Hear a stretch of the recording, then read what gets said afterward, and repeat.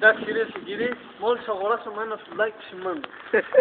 Για καλές γιορτές. Καλές γιορτές θα έχουμε.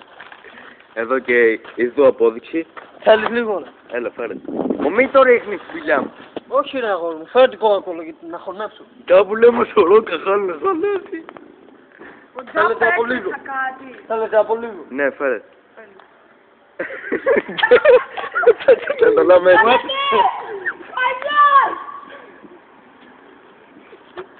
Έλα κι εγώ λίγο, κι εγώ. Έλα ρε αγόρι μου, να με πεινάς εσύ. Τώρα άπα του μαριμπά. Όχι λες. Θα του βάλω μεγάλα.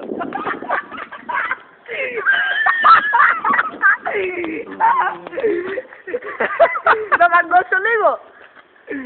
Κι αυτό εδώ. Το φάω εγώ εδώ. Κι αυτό εδώ. Για το αγρό.